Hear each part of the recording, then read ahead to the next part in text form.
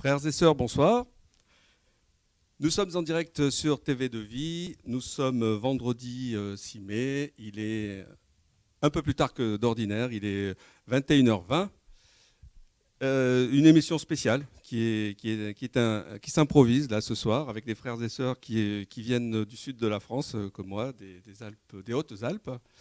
Et avant de commencer donc ce partage, je voudrais juste présenter les excuses, on va dire, par rapport au programme qui était prévu ce soir sur l'enseignement sur les coupes, qui a dû être reporté. Donc c'est reporté à lundi à partir de 19h. Donc il y aura la suite de l'enseignement sur les coupes. Donc lundi à partir de 19h, rendez-vous sur TV de Vie pour la suite de l'enseignement. Voilà, nous allons remercier donc le Seigneur pour ce moment de partage qu'il nous permet d'avoir sur ce plateau de TV de Vie et de partager, d'encourager certainement les auditeurs, les auditrices qui sont à l'écoute ce soir et dans l'attente de la parole de Dieu comme nous le sommes tous. Merci Seigneur pour ces instants, merci pour ce privilège Seigneur d'être dans ta présence, Seigneur, d'être ensemble avec les frères et sœurs réunis, Seigneur. C'est vraiment improvisé, Seigneur, toi seul guider ces choses. Et nous sommes dans la joie de nous retrouver, Seigneur, de pouvoir partager autour de ton nom, Seigneur. Ton nom qui est élevé, Seigneur, que toute la gloire te revienne en toutes choses, Seigneur. Merci, Seigneur, parce que malgré nos retenues par rapport à être devant des caméras, Seigneur, nous voulons vraiment marcher par la foi, Seigneur, vraiment être présents et nous laisser guider par toi, Seigneur. Nous laisser vraiment inspirer par ton esprit, marcher par l'esprit comme tu nous apprends à le faire chaque jour davantage, Seigneur, afin que toute la gloire te revienne, Seigneur, dans tout ce qui sera partagé ce soir, Seigneur. Nous te prions vraiment, Seigneur, au nom de Jésus. Amen. Amen. Voilà, bienvenue donc sur le plateau de TV de Vie, toute une famille réunie. Donc, nous allons peut-être encourager ceux qui nous écoutent, peut-être ceux qui ont des familles. Je sais que moi, personnellement, à Nice, je rencontre beaucoup de personnes qui ont des familles malheureusement déchirées, des familles où la parole, les personnes, les couples entre eux ont du mal à partager la parole, où il y a des problèmes par rapport aux enfants, voilà. Donc c'est un vaste sujet. Nous avons un Dieu qui est le Dieu de la famille. Vraiment, c'est l'Église de base, c'est le noyau familial. Hein. C'est pour ça que le diable fait tout ce qu'il peut pour essayer de détruire ça. Et puis nous le voyons dans toutes les lois qui sont votées là, actuellement pour encourager les familles à se séparer le plus facilement possible. Donc peut-être, bien sûr, s'il y a d'autres idées, hein, on est dans la liberté de Christ. Mais peut-être qu'on peut essayer de donner un petit mot, faire tourner le micro, et puis chacun partagera un petit peu son expérience de la vie chrétienne au sein d'une famille qui marche avec Jésus.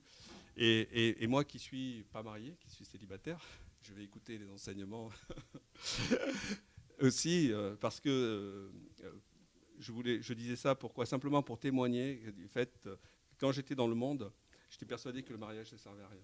Donc j'ai vécu ma vie de saltimbanque dans le monde en ayant eu un enfant, mais sans être marié, parce que comme beaucoup, on pense que le mariage n'apporte rien de plus, qu'on peut très bien, vu que la société nous prépare des tas de choses, des pax, des tas de possibilités de vivre sans être marié, de vivre donc dans le péché selon Dieu. Et donc, maintenant que, au travers de la parole de Dieu, je crois avoir compris, même si on apprend tous les jours, ce qu'est la notion de mariage et l'importance que ça a, le mariage et le couple, aux yeux de notre Seigneur. Donc vraiment, je pense que c'est important de témoigner là-dessus pour toujours ramener, à casser un petit peu tous ces archétypes qu'on a on se marie, et puis voilà, c'est fini pour la vie, on va pas s'entendre avec l'autre personne tout le temps, on va ceci, on va cela. Mais voilà, nous maintenant, on a le Seigneur, on sait que le mariage, c'est une affaire entre des humains, donc il y a forcément des hauts et des bas, mais contrairement au monde, je, je crois que c'est vraiment un mariage à trois. C'est une corde à trois brins, comme la parole nous l'enseigne. Et quand il y a le Seigneur en plus qui fait le troisième brin là au milieu, je crois que ça change tout, quoi. Voilà. Ben, je te laisse la parole, mon frère. Tiens, Déjà, si je me tu présente. veux. Voilà. Je m'appelle Joël. Voilà. Alors donc, je pense que tu peux regarder nos. Ça va être dur. Là, sur cette caméra, Ouais. voilà. Hein. Par rapport à ce que tu dis, la compréhension qu'on doit avoir, là, on parle en tant que chrétien, en tant qu'enfant de Dieu. Et souvent, le problème de famille déchirée, on n'arrive pas à prier ensemble, ça vient souvent d'une compréhension de ce qu'est la chair et l'esprit. Et si on n'arrive pas à comprendre ça, en fait, on ne peut rien comprendre. Et Dieu, en fait, il se sert du couple pour nous amener à comprendre qui il est, ce qu'il est et combien il nous aime. Donc, j'ai de suite une petite anecdote. Au début du mariage, il y avait des heures, on était chrétiens, il y avait des heures, on n'avait pas la même compréhension des choses sur tout, et il y avait des petites disputes, enfin des petits désaccords. Et moi, j'ai un gros tempérament, je viens du monde, j'étais dans le monde, bagarreur, toutes ces choses. Voilà. Et on a eu une petite dispute, je ne me rappelle plus, un après-midi, un soir. Et, et c'était tendu de dire, on veut avoir raison, on veut avoir raison. Et puis le Seigneur m'a dit, c'est pas ta fille, c'est ma fille. Voilà. Malgré cela, j'ai pas toujours tout compris parce que on était à cette période-là dans l'église. Donc moi, je me suis converti dans mon lit. C'est-à-dire, on m'a parlé de Jésus, j'ai dit, si tu existes, c'est aujourd'hui, maintenant. J'avais une grand-mère qui était chrétienne, qui avait une Bible, elle était décédée, j'avais pris la Bible, j'avais mis sur mon cœur, et j'ai dit, je ne sais pas la lire, ta Bible, mais si tu es Dieu, si tu m'aimes, comme on m'a dit, j'ai passé la plus belle nuit de ma vie. Donc à partir de là, voilà, on s'est converti, on s'est connus. Ma mère Donc, on a un Dieu vivant. est vivant et vrai. Voilà, et ma mère priait aussi, elle s'est convertie quelque temps avant moi, elle priait pour que je rencontre une petite chrétienne, mais les endroits où je fréquentais, il n'y avait pas de chrétienne. Voilà, il n'y avait pas de vraie chrétienne, donc j'ai rencontré ma femme. Et elle s'est convertie avant moi en fait. Et ça m'a mené à Dieu. Voilà.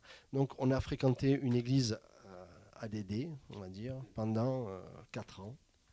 Donc, plus dans le sud de la France parce qu'on est d'origine de Marseille, La Ciotat, tout ça.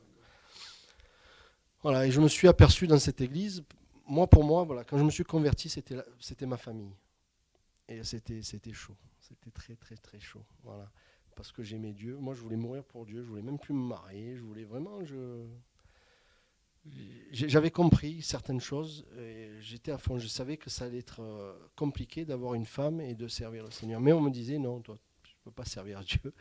Qu'est-ce qui peut venir de bon de toi? Voilà, c'est exactement la parole. Et au bout d'un moment, ce discours est rentré en moi. Mais j'avais des choses que je disais tout le temps, que j'entends maintenant. Et on me disait, c'est pas ça. Voilà. On me disait, il faut respecter les anciens. Je disais, oui, mais j'en vois pas, montrez-moi un.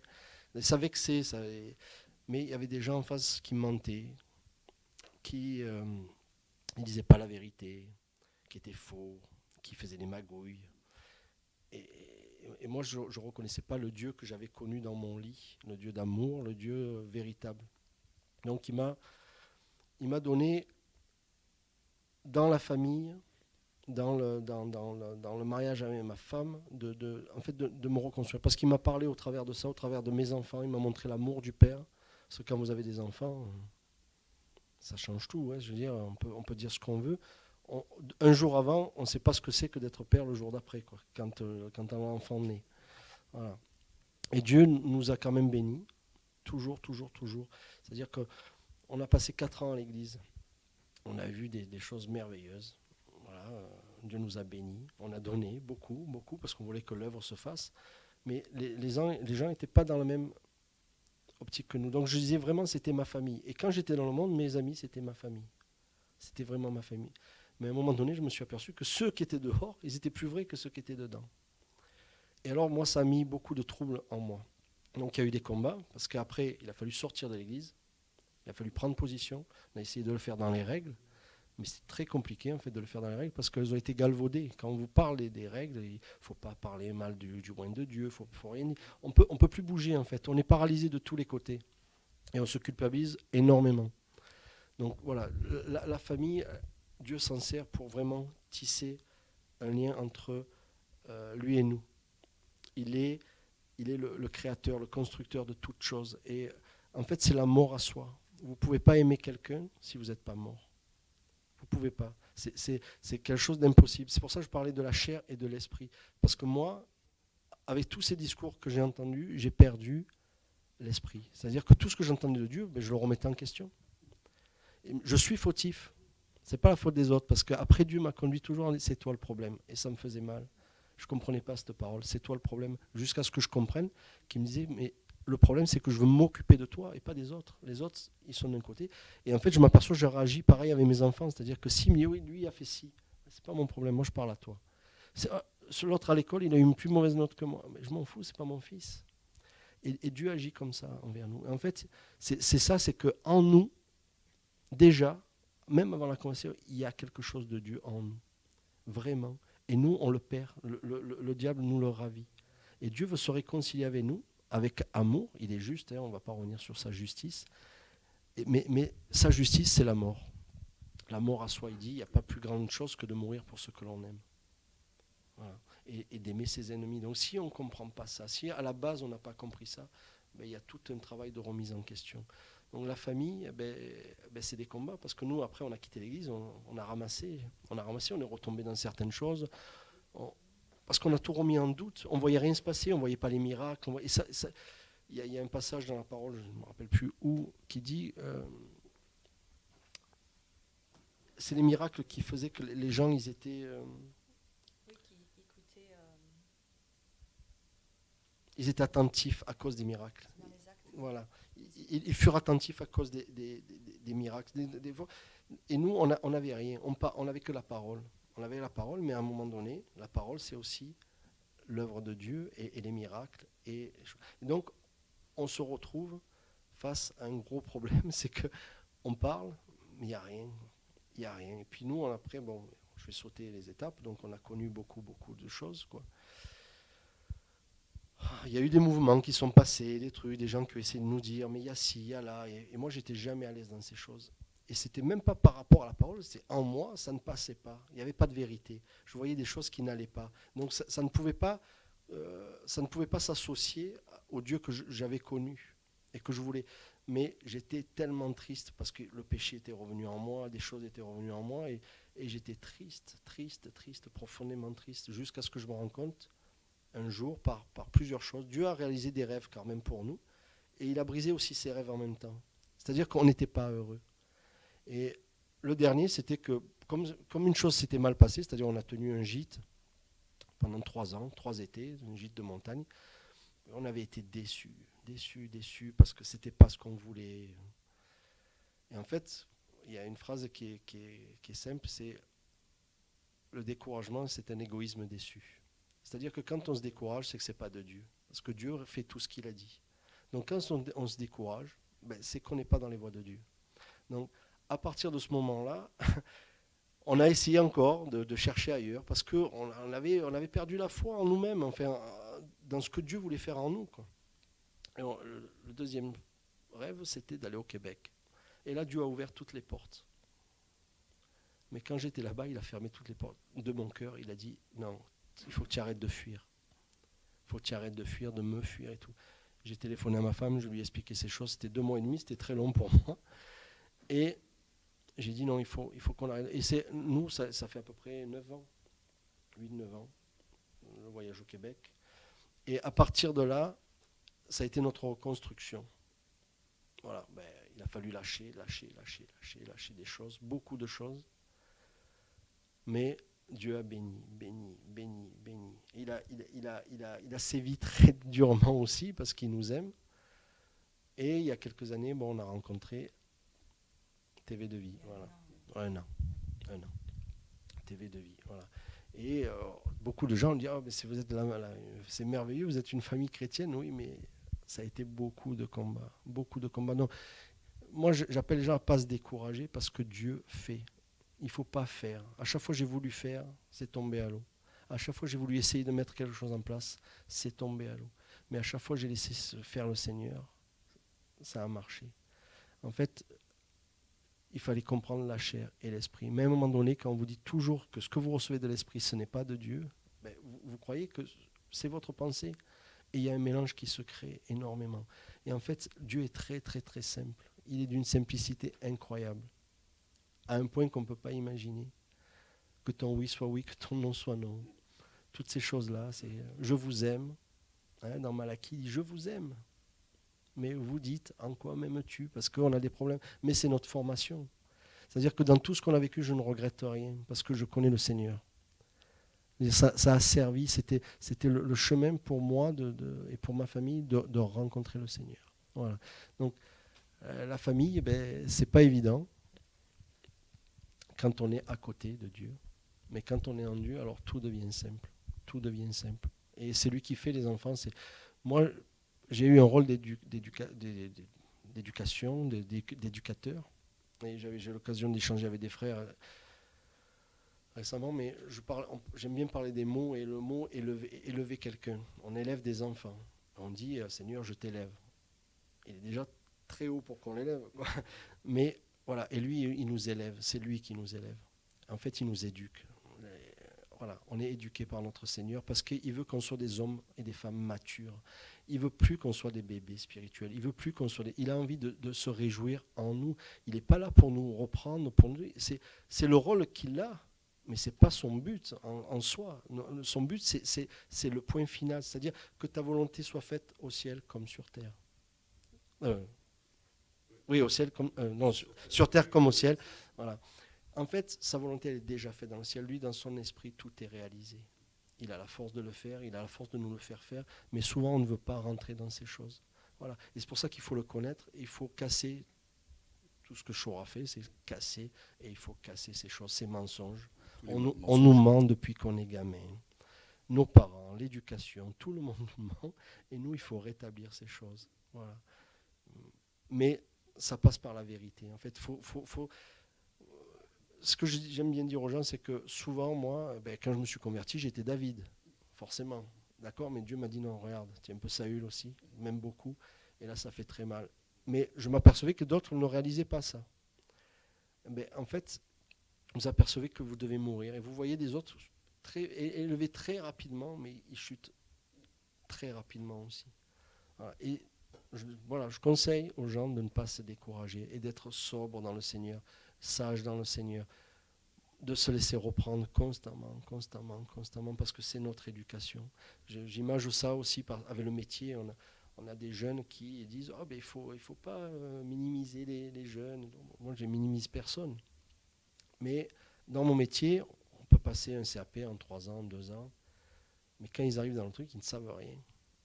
Et ils ont de la théorie par cœur. Voilà. Et il y a des anciens qui ont pris plein la tête et qui leur disent tu sais, mais ils n'écoutent pas.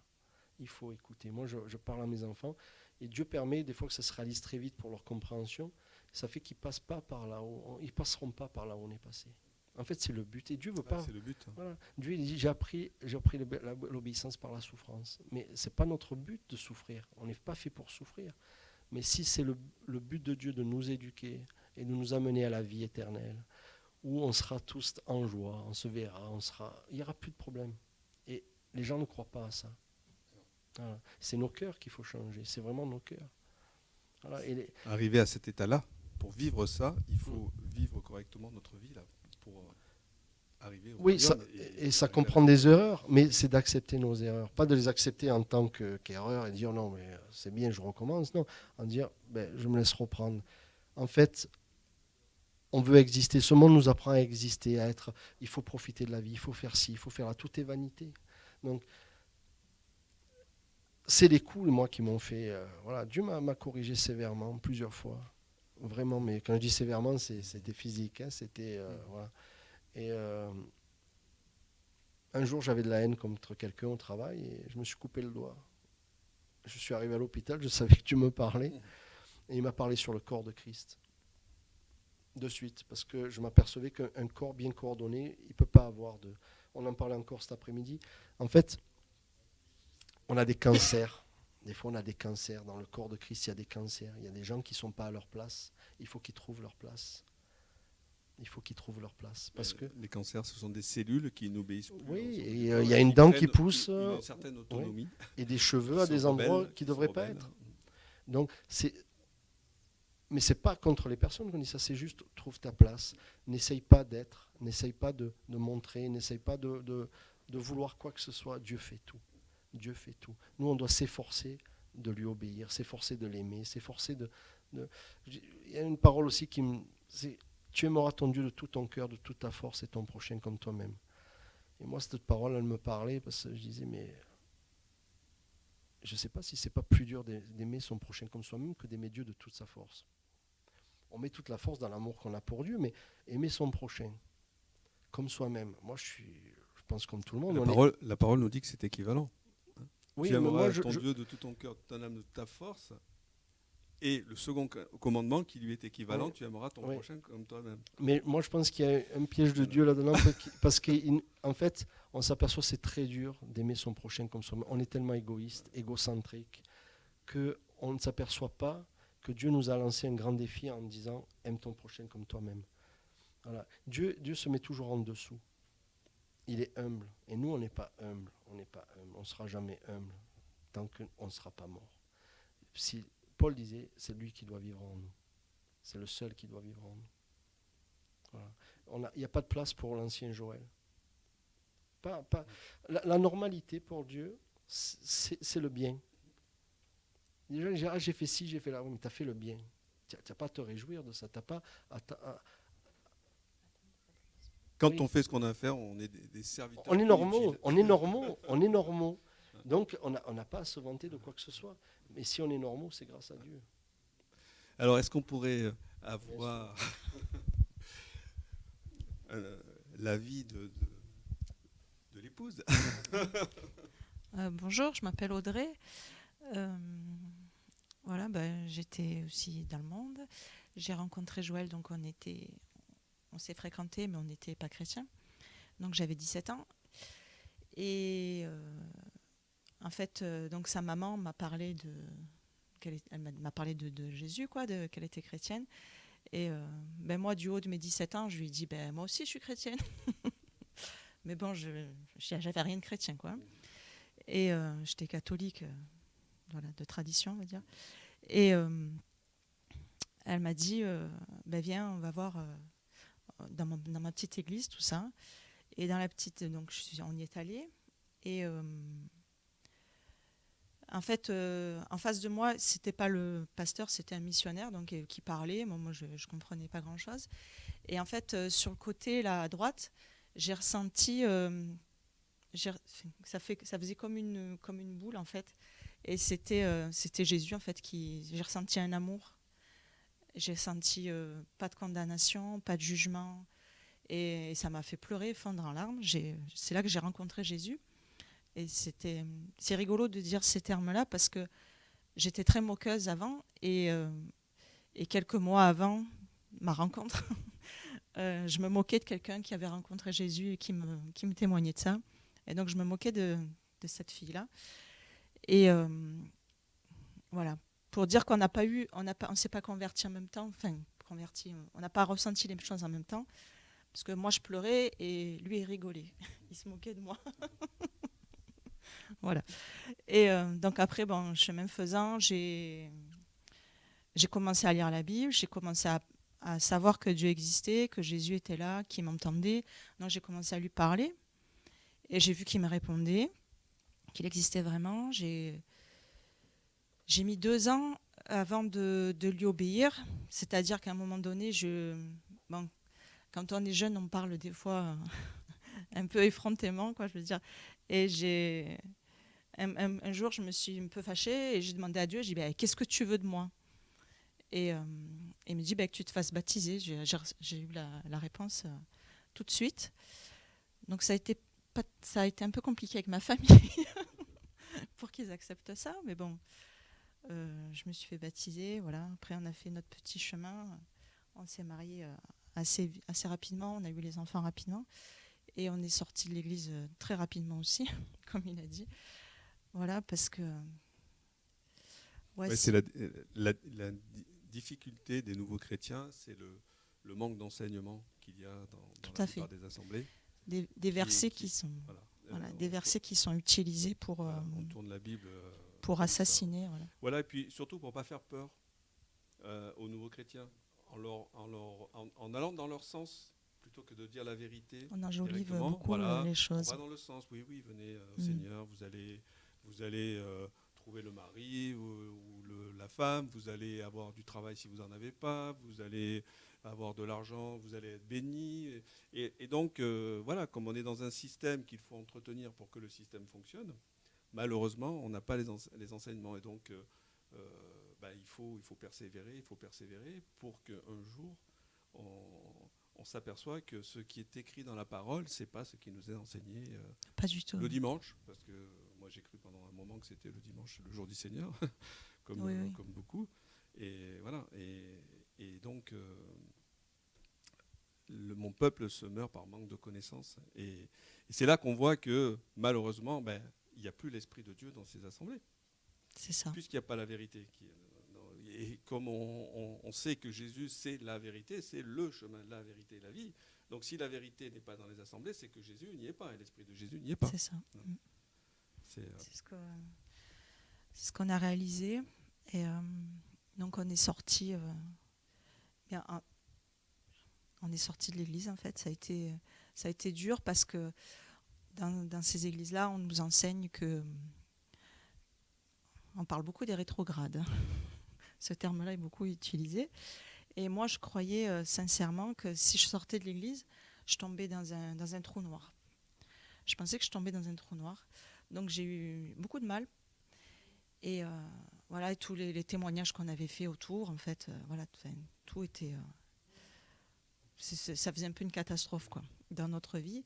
Et après, le Seigneur nous a, au fur et à mesure des années, je savais qu'il existait vraiment. Je savais, donc il nous a appris des tas de leçons sur nous-mêmes, sur les autres, sur la déception des autres, mais aussi sur l'état de notre cœur. C'est-à-dire qu'on regarde souvent, il m'a déçu, telle personne m'a déçu, telle église m'a déçu, tout ça. Et j'ai déçu qui J'ai déçu qui? J'ai déçu tout le monde, j'ai déçu le Seigneur. Et voilà, je dis souvent, je me déçois moi-même, alors comment je fais pour ne pas décevoir les autres?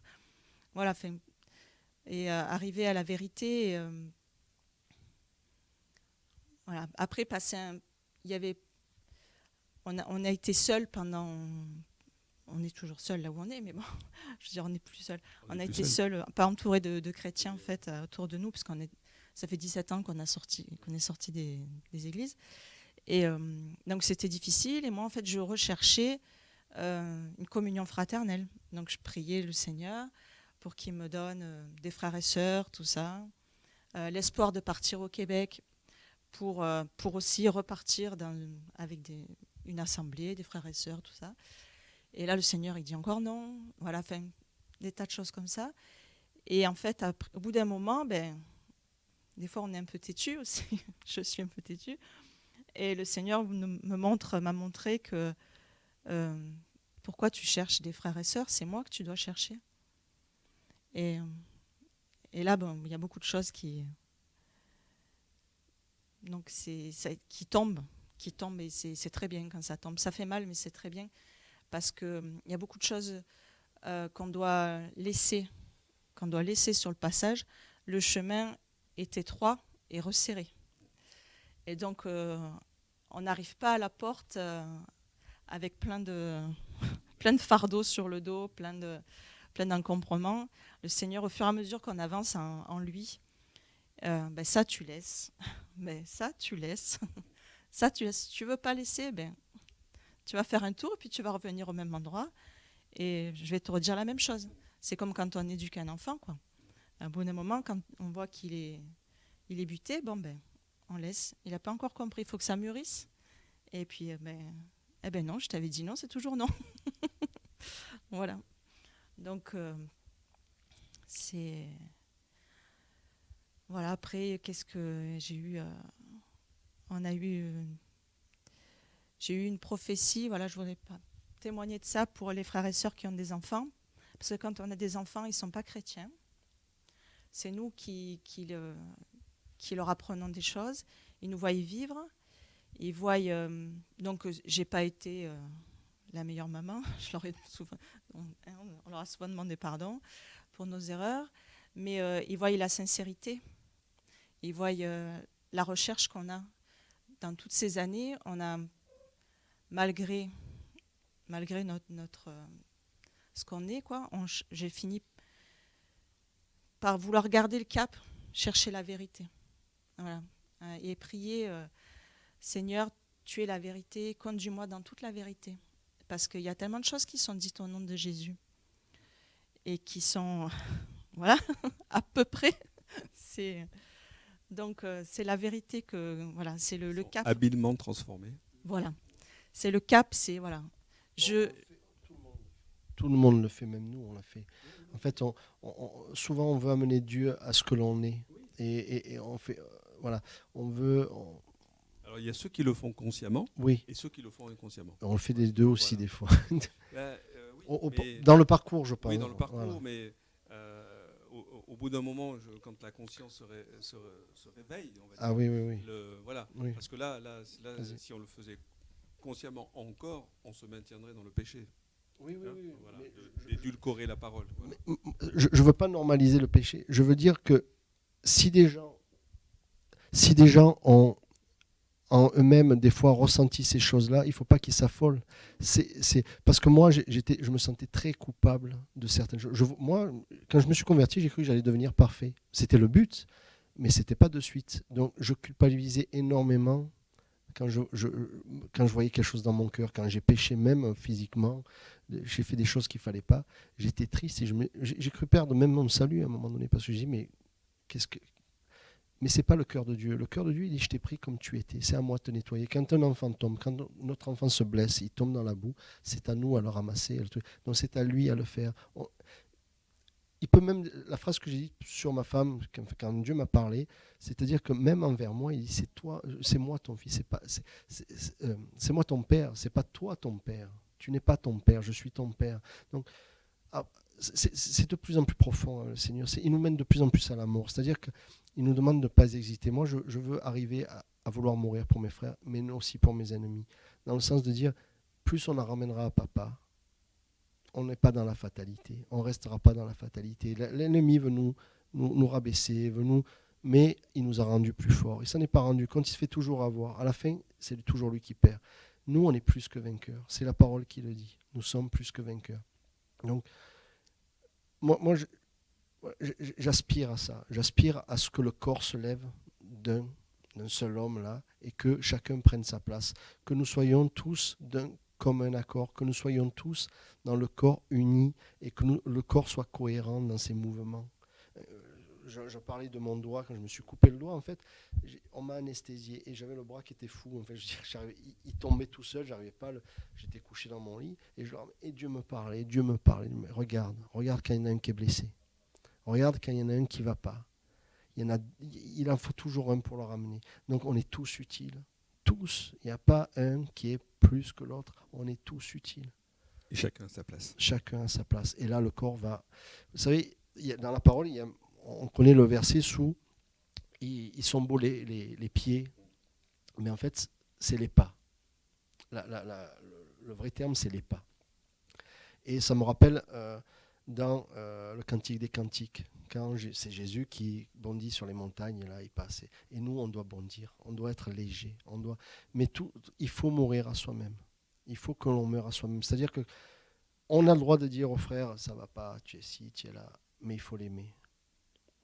Et d'abord, il faut prier, constamment.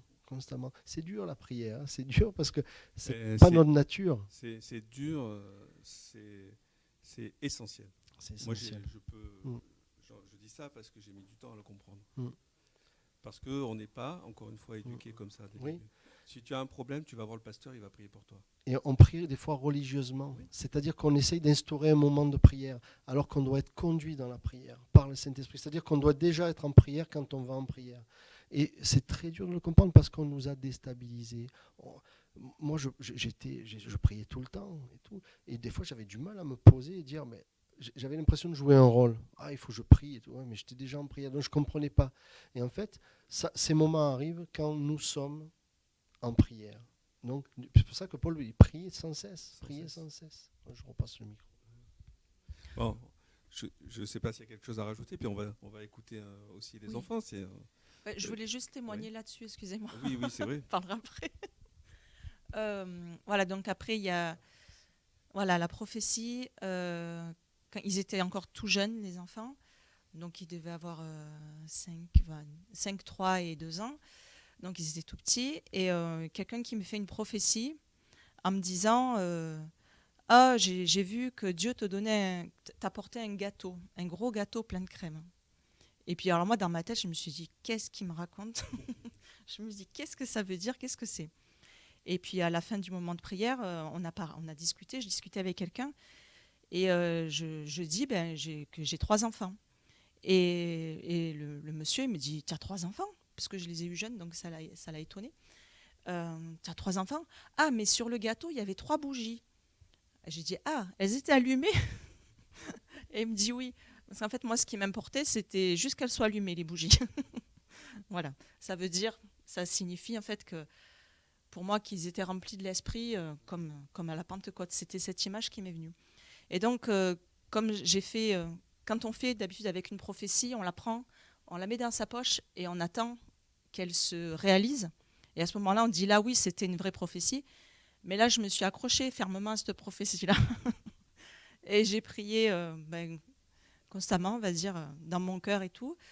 Et là, pour moi, c'était impossible que mes enfants ne se tournent pas vers Dieu, que Dieu ne les touche pas. C'était impensable. Donc pour moi, c'était non. C'était non. C'était Jésus, tu m'as pas donné des enfants pour qu'ils soient à l'adversaire et pour les jeter en pâture, quoi. C'est viscéral en fait. Hein, voilà. Donc c'était non. Et donc il passait toutes ces années après. Et là, ça fait à peu près l'année dernière, le 30 avril, il y a eu une grande réunion à Savigny-le-Temple. Et c'est la première fois qu'on est monté voir les frères et sœurs de TV de Vie. Et là, il y a eu l'appel pour le baptême. Et je les ai vus tous les 3 se lever. Alors là, pour moi, c'était vraiment très fort. C'était la prophétie qui s'est réalisée. Donc, frères et sœurs, il ne faut pas accepter que vos enfants partent chez les non-croyants, partent dans le monde. C'est interdit, en fait. C'est non. Voilà. Voilà, je passe le micro. Timothée, Joshua. Qu'est-ce qui veut témoigner? Bonsoir. Bonsoir. Moi, je voulais parler par rapport. Ma mère a dit un point, et j'aimerais parler sur ce point. Elle a dit quand on a des enfants, ils sont pas chrétiens. Et c'est très vrai, parce que en fait, moi, je vais donner mon point de vue d'enfant qui a été élevé, enfin, qui suis né, mes parents déjà convertis. Si tu peux. Et, et en fait, mes parents croyaient des fois certainement, et des fois le Seigneur venait vraiment, je pleurais, je priais. Des fois, j'ai vraiment rencontré le Seigneur, mais je ne l'avais pas rencontré vraiment, parce que je n'arrivais pas à m'accrocher, je n'arrivais rien à faire. Et comme étant né avec la Bible, je savais exactement comment me comporter devant mes parents et derrière mes parents. Je savais exactement parce que j'étais né là-dedans. J'étais né avec la Bible, j'étais né avec tout, on va dire, on pourrait appeler ça la culture biblique, je sais pas comment on pourrait dire. Je savais comment me comporter. Mais c'est pas pour autant que j'avais rencontré le Seigneur profondément et qu'il avait changé ma vie et que j'étais né de nouveau. Il a fallu attendre que j'ai 17 ans et demi à peu près pour que réellement je me rende compte, alors que je le cherchais même pas, malgré le fait que j'étais né avec, je le cherchais même pas, et c'est le Seigneur lui qui est venu, et c'est certainement grâce aux prières de mes parents que aujourd'hui je l'ai rencontré pour de vrai. Mais, mais voilà. Les en- Quand on n'est pas avec le Seigneur. C'est après. Donc il faut pas se faire d'illusions sur les enfants parce que voilà, moi je sais, je sais les rôles que je jouais et c'est triste. J'ai perdu du temps parce que j'étais né avec la Bible et j'étais né avec, on va dire, le Seigneur à proximité et, et voilà. Je voulais juste dire ça pour le moment. Mais tu as gagné l'éternité maintenant. Voilà. C'est quoi J'ai quelques tout années gagné. comparé à l'éternité? Et voilà. L'essentiel, c'est de... Non mais maintenant, il m'a dégoûté de la vie. C'est-à-dire Voilà, que c'est- nous, dans la, dégoûté de la vie de ce monde. Il m'a pas dégoûté de la vie, au contraire, j'ai envie de vivre pour l'éternité maintenant. Mais dans notre région, on habite on appelle ça la campagne. Il y en a beaucoup qui se font des illusions sur la campagne, surtout en Île-de-France. Mais moi, dans ma région, enfin, où je vis, je peux tout faire si je veux. Si t'es un loisir, je peux le faire. Que ce soit du parapente, de l'escalade, du ski, de la planche à voile, de la voile. Je peux tout faire. Les clubs, même les trucs de ville, boîte de nuit si je voulais. Il y a tout. Il y a vraiment, je pouvais tout faire. J'ai pas tout fait du tout. Mais tout était accessible. Et j'ai fait beaucoup de choses. Beaucoup de loisirs, beaucoup de sport. Et je m'en fous complètement maintenant. C'est-à-dire il y a rien qui a réussi à me combler. Et dans notre vie, on sautait d'un loisir à l'autre. Et puis d'un coup, on partait dans un truc, et puis on se lassait. On partait dans un autre truc, on se lassait. On partait dans un autre truc, on se lassait. Et pourtant, on essayait de se réunir le week-end, tout ça, mais pour parler de Dieu, mais on avait toujours des activités aussi à côté qui pourraient paraître saines dans le monde, parce qu'on faisait de mal à personne, on trompait personne, on buvait pas d'alcool, on n'était pas, enfin, pas ce genre de choses, mais malgré ça, il y a rien qui m'a comblé comme Dieu m'a comblé aujourd'hui. Et malgré le fait que j'ai 18 ans aujourd'hui, je vais bientôt en avoir 19, il n'y a plus rien. Enfin, je veux pas, la séduction, elle est grande. Mais il y a qui nous séparera de l'amour de Dieu?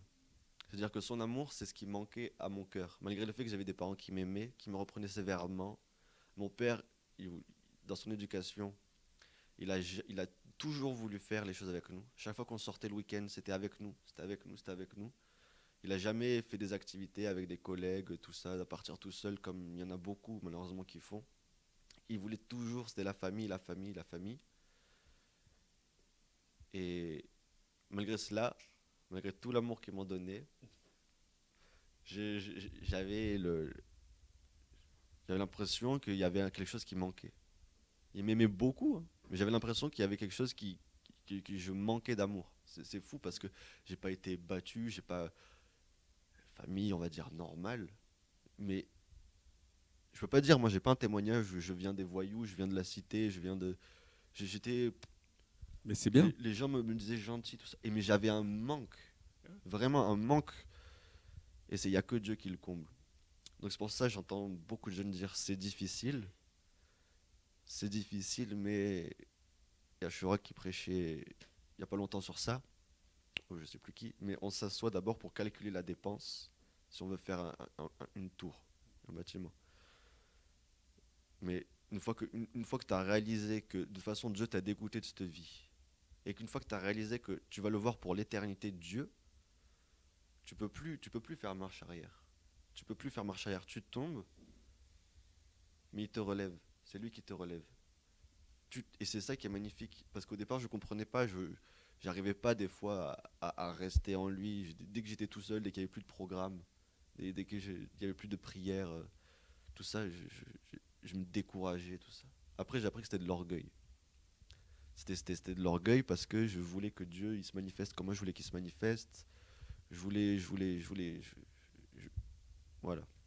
C'était de l'orgueil. Mais, mais voilà. Mais maintenant, il me fait tenir parce que maintenant, je sais qu'il a toujours les yeux rivés sur moi en permanence. Et il n'y a que lui. À chaque fois que j'avais un problème, comme la parabole dans Luc 18, de la femme qui casse la tête au juge inique pour avoir ce qu'elle veut. Et Jésus nous dit, si même cette femme a obtenu justice d'un juge inique, à combien plus forte raison le Père vous fera justice si vous venez à ceux qui pleurent, qui prient jour et nuit, mais il use toujours de patience. Et il use toujours de patience avant d'intervenir parce qu'il veut voir ce qu'on a au fond du cœur. Et il agit pareil avec Ézéchias, le roi Ézéchias dans 2 Chroniques. Il est dit que Dieu l'abandonna pour voir ce qui était dans son cœur. Et j'avais beaucoup de mal à le comprendre avant, pas ce passage, mais pourquoi des fois je le sentais plus. En fait, il voulait voir ma motivation première. Il voulait voir si j'étais là, parce qu'on se plaît dans l'adoration, on se plaît dans les chants. Mais est-ce que j'étais là vraiment pour lui, même si je le sentais plus, ou est-ce que j'étais là pour mon bien-être? Et il a fait tout ce travail en moi. Et récemment, il m'a parlé aussi je l'ai partagé avec des frères et sœurs il n'y a pas longtemps, et ma famille, sur la première fois que David essaie de faire venir l'arche de l'Alliance, de la faire revenir en Israël. Il faut une charrette, certainement très belle, ils mettent 2 bœufs. Il y a Uza et je ne sais plus qui conduisent la charrette. Et derrière, il y a tout le peuple. Et David, il louait de toute leur force. Toute leur force. Malgré cela, Dieu a fait une brèche et a frappé Uza. Et 2 chapitres plus loin, le chapitre 15, David s'adresse aux Lévites et il dit, la dernière fois, comme vous n'étiez pas là, Dieu a fait une brèche parmi nous, car nous ne l'avons pas cherché selon la loi. Et ça m'a vraiment remis en question. Et j'attends que Dieu me donne la réponse sur pourquoi il a éclairé ce passage. Mais en tout cas, je l'ai compris, donc je peux le partager. C'est-à-dire que t'as beau chanter de toutes tes forces devant Yahweh, t'as beau l'aimer, t'as beau t'agiter, t'as beau faire, je sais pas, ils chantaient de toutes leurs forces. Si tu ne le cherches pas selon son cœur à lui, si tu ne le cherches pas pour ses motivations à lui, selon ce que lui-même veut, selon ce que lui-même t'a dit dans la loi, enfin maintenant c'est la loi du cœur, c'est plus de loi mosaïque, mais forcément il ne va pas t'agréer. Et forcément tu vas tomber. Et David était même en colère contre Dieu, il était rebelle. Donc ça me parle vraiment sur ce que j'étais, parce que dès que ça n'allait pas comme je voulais, dans mon cœur, je me rebellais. Et j'étais en colère, et après j'étais triste, et c'était des boucles. Et c'était intérieur, j'en parlais pas beaucoup, mais maintenant il est en train de répondre. Et je reviens à la parabole de Luc 18, c'est parce que la seule raison pour laquelle on tient, faut pas croire que tu tiens par ta propre force, faut croire que tu tiens parce que tu es quelqu'un de caractère. Mais je tombais tout le temps, et c'est à chaque fois Dieu qui te relève. Et maintenant, c'est lui qui me fait tenir. Pourquoi? Parce que j'utilise l'arme qu'il nous a donnée, la prière. J'utilise dans l'intimité. Comme cette femme qui cassait la tête jour et nuit au juge inique pour avoir justice. Moi, malgré le fait que je sache que mon Dieu est juste, j'essaie de lui montrer que je vais avancer avec lui. Donc je le prie, je le prie, je le prie. Pas pour multiplier les vaines paroles en croyant que ça va m'exaucer, mais en voulant montrer à Dieu, Seigneur, je veux te suivre et je t'aime. Et c'est la seule manière de tenir. C'est la seule manière de tenir. C'est ce qu'il a dit aussi Jésus a dit aux apôtres, il a dit, priez pour ne pas rentrer en tentation. Priez pour ne pas rentrer en tentation. Et dans la prière de notre Père, il dit pareil, éloigne-nous du mal. L'intimité, c'est la seule chose par laquelle on peut tenir. Et la prière. Voilà. Et moi, Amen. maintenant, c'est la seule chose sur laquelle je me raccroche.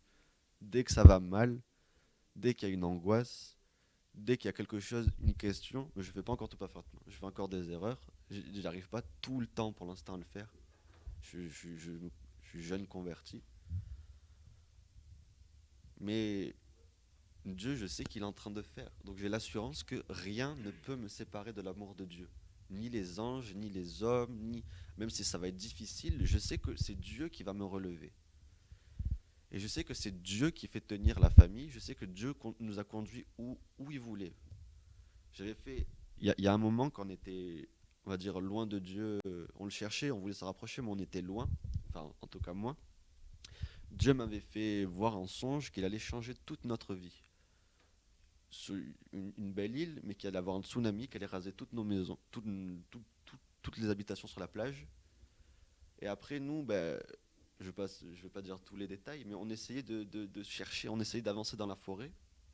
Mais on était là par nous-mêmes, on était là avec des machettes, on essayait d'avancer. Et dans mon rêve, ça fait comme un game over, c'est-à-dire que boum, d'un coup, on se retrouve sur la plage. On était loin dans la forêt, on essayait d'avancer par nous-mêmes.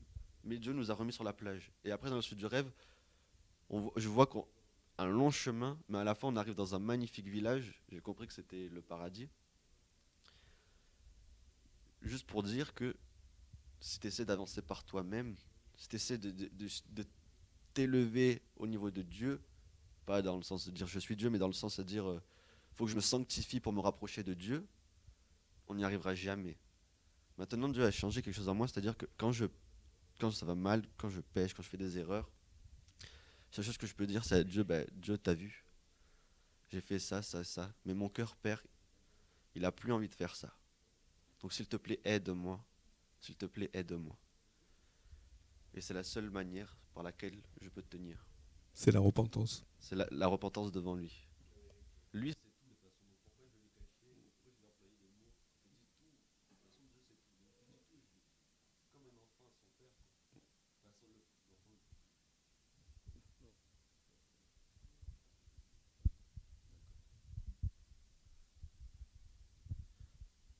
et voilà. Parce que je regardais récemment un bébé il fait rien par lui-même.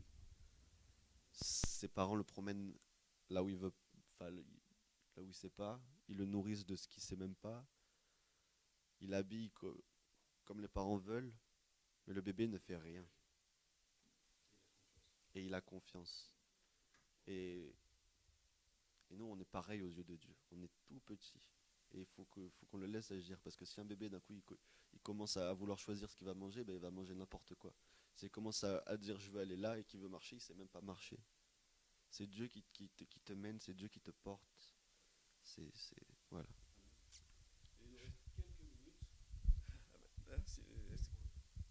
Mais voilà, il nous reste simplement quelques minutes là, parce que ça fait un bon moment qu'on parle. Hein, ouais. On croyait qu'on n'avait rien à dire. Alors je ne sais pas qui est-ce qui veut. Bonsoir frères et sœurs, et moi je m'appelle Nathanaël. Ce que j'ai à dire, c'est que bah, ce que mon frère a dit, oui, c'est vrai, parce que quand on est fils de chrétien, bah, on n'est pas forcément fils de Dieu pour l'instant. C'est qu'on est lâche, on sait tout faire dans le dos, mais on fait jamais rien en face euh, de ce qui est pas bien, tout ça. Et bah, j'ai un truc à dire, c'est au lycée, moi j'ai jamais été avec de filles, je suis jamais sorti avec de filles, tout ça, alcool, drogue, cigarettes, jamais fumé, rien. Et tout le monde me trouve bizarre, parce que là-bas il y a 98% des gens qui fument dans mon lycée, et tout le monde, c'est un lycée où il y a quasiment que des hommes, que des garçons, et du coup tout le monde, dès qu'ils voient une fille, ils sont comment dire, ouais, ils sont excités, c'est tout fou. Et il n'y a que moi avec celui qui est avec moi tout le temps, mon ami, quoi. Et même si lui, il sort avec des filles, tout ça, et on les regarde pas. Dieu m'a vraiment fait une grâce, parce que c'est merveilleux. C'est merveilleux parce que ouais, c'est vraiment une aide. Et d'avoir quelqu'un aussi qui pense pas comme nous, parce qu'il ne croit pas en Dieu. Enfin, je ne vais pas encore parler de Dieu. Non, j'espère que Dieu me donne le courage, parce que euh, euh, ouais, c'est très difficile. D'être confronté au monde, à cette jeunesse à la jeunesse impitoyable, hein, et qui veut te faire croire que tu fais pas partie du système, que tu n'es pas normal parce que tu n'es pas comme eux. Et donc se maintenir dans la vérité, remonter à contre-courant, c'est ce qu'on appelle, hein, remonter à contre-courant, c'est pas facile. Mais il y a Jésus.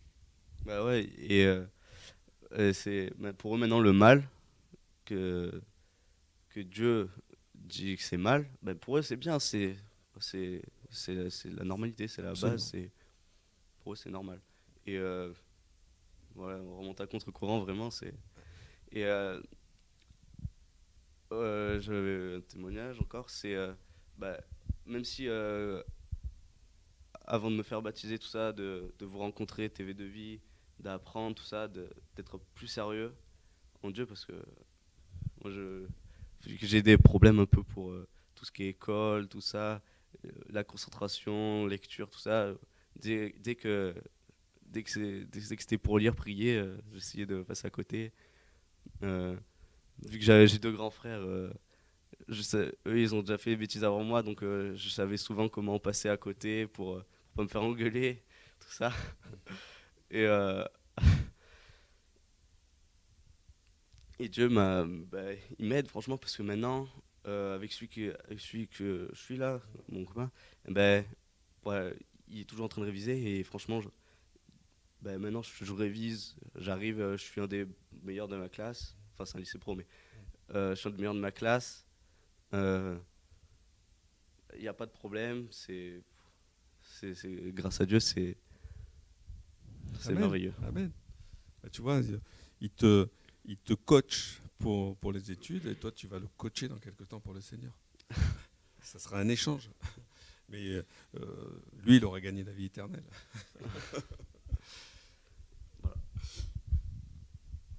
Oui, il y a juste une phrase qu'on dit souvent à la jeunesse. On dit il faut que jeunesse se passe. Et celle-là, je suis vraiment contre. Ah oui. Parce qu'en fait, ils veulent dire il faut les laisser pécher, il faut les laisser, allez-y. Il faut que jeunesse se passe, quoi. Il faut qu'ils fassent, qu'ils testent tout, qu'ils expérimentent tout. Mais non, on n'a pas besoin de tout expérimenter parce qu'on se brûle les ailes, on se détruit. Et puis après, toutes ces casseroles qu'on traîne derrière, c'est difficile des fois de remonter. Bon, avec la grâce du Seigneur, ça se fait. Mais regardez, Jésus, il n'a pas eu besoin de pécher, il n'a pas eu besoin de rien faire, il n'a jamais péché. Mais il a eu une vie impeccable, quoi, du début à la fin. Et il faut prendre modèle sur ceux qui ont une vie, une bonne vie. Parce que souvent les gens, ils veulent nous donner des conseils, mais ils ont raté leur vie. Ils ont souvent, des gens par exemple qui ont divorcé, ils vont vous donner des conseils sur les couples. Je dis, mais je vais pas t'écouter, tu as raté ta vie. Voilà. Ou c'est ça c'est on peut l'appliquer à plein de choses, à plein de modèles, quoi. Voilà, les gens, ils veulent toujours parler, ils veulent toujours donner des explications, expliquer comment ça se passe et tout. Ou alors des gens qui vont vous expliquer comment avoir des enfants, comment accoucher alors qu'ils n'ont jamais eu d'enfants, comment élever des enfants alors qu'ils n'en ont jamais eu. On peut avoir des idées, mais on ne peut pas comprendre vraiment. Et Jésus, quand il est venu sur terre, il a vécu comme nous. Justement, Dieu est venu sur terre pour vivre comme nous, et lui, il sait. Donc il n'y a qu'en lui qu'on peut se confier. Lui, il a tout vécu, et il a été tenté de toutes les manières. Il sait tout. Et toutes les tentations qu'on peut avoir, il nous donne la force de les surmonter. Voilà, c'est tout. Amen. Amen. Bonsoir frères et sœurs. Je m'appelle Timothée, j'ai 17 ans. Je ne sais pas s'il nous reste encore beaucoup de temps, mais je vais en profiter pour encourager en fait autant les jeunes que les anciens, autant les nouveaux convertis que les personnes qui sont converties depuis des années. Nous rappeler qu'on a tous besoin des uns des autres en fait. Parce que moi je suis encore peut-être un jeune converti. Oui, je suis un jeune converti. Je suis jeune. Et j'accepte que j'ai encore peu de connaissances. j'ai encore beaucoup de faiblesses et nous encourager en fait à accepter les, les conseils de nos anciens, de tous ces frères et sœurs qui ont peut-être compris des choses et qui peuvent nous les transmettre en fait, afin de ne pas tomber dans les mêmes choses. Et voilà. Amen. Amen, amen. Pour étayer un peu ce que disait Joshua, et parler aux parents, de dire, tout à l'heure, ils nous ont dit tous les deux là qu'ils savaient nous contourner, sauf qu'ils ne savent pas qu'on est passé avant eux et qu'on voyait beaucoup de choses. Le problème, c'est que Dieu nous dit, va pas jusqu'à tuer ton enfant. Et des fois, on souffre énormément de nous parce qu'on sait qu'on n'est pas la solution. Donc on crie à Dieu. Et je dis aux parents de crier à Dieu, de les aimer. En fait, c'est la plus belle chose qui nous est arrivée, on va dire, dans notre vie de ce monde, à part Jésus. Hein. Mais c'est pareil pour Dieu. Une fois qu'on a Jésus en nous, on est la plus belle chose qui puisse lui arriver. Papa veut être content. Papa veut être heureux avec nous. Il veut vivre avec nous. Emmanuel, Dieu avec nous. Donc, c'est un long parcours. Il faut qu'ils se convertissent. Ça fait mal des fois parce qu'on leur dit des choses. Ils ne comprennent pas. Même, des fois, ils comprennent, mais ils n'y arrivent pas. Et c'est très dur. C'est très dur de dire, là, je lâche parce que je vais le tuer. Je vais l'accabler encore plus. Comment ? Oui, tuer spirituellement ou tuer momentanément, on fait perdre du temps. Mais on fait ces erreurs forcément. On en fait. On ne peut pas... Voilà. Et ce que je veux dire, c'est que il disait, j'avais un vide en moi, et on savait qu'ils avaient un vide en eux, forcément, puisqu'on n'a pas été parfait. On n'a pas été parfait, donc on n'a pas comblé le vide qui était en eux. Mais on ne peut pas être parfait. On peut pas, non, mais on peut pas, mais il faut en être C'est conscient. notre modèle. Voilà, il faut en être conscient et dire, oh là là, mais je vais tout remettre à celui qui peut tout. Voilà, parce que souvent, on se met trop de pression en tant que parent aussi, et on en souffre énormément. Quoi. Parce que nous, on est passé par toutes les étapes.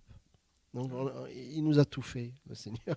Il nous a dit, vous voulez comprendre, alors on va Oui, comprendre. puis en tant que parent, Oui. on a envie Voilà. de faire en sorte que nos enfants évitent Oui. euh, Oui. par nos conseils Oui. les erreurs Ce qu'on que je a pu disais tout à commettre. l'heure, voilà. Mais, Voilà. des fois, il faut mettre la main, comment dire, Mm. on dit, la main Mais dans le cambouis. Comme vous, Il faut comprendre que de toute façon, pour être face au problème. il n'y a pas juste pas même un seul. Donc à partir de ce moment-là, on sait que nos enfants vont pécher. Voilà. Donc on peut pas nous-mêmes les empêcher de pécher. Donc il faut qu'ils aient, et nous on doit être là pour veiller le maximum. Moi, ils ont su, je leur ai très vite expliqué que je serais toujours plus fou qu'eux. C'est-à-dire que je les aime à un point qu'ils ne peuvent pas comprendre. C'est-à-dire que je vais mourir, je vais aller en prison pour eux, mais il n'y a personne qui va les toucher. C'était impossible. C'est-à-dire que, et quand moi je dis ça, je suis conscient qu'il y a quelqu'un au-dessus de moi qui dit, oui, mais en plus toi, moi je vais te garder. Voilà. Et il m'a gardé, il a gardé ma femme, il a gardé mes enfants, et maintenant, on va s'attaquer au reste de la famille. Voilà. Que Amen. Dieu soit béni. Amen. Ben, merci pour tous ces témoignages.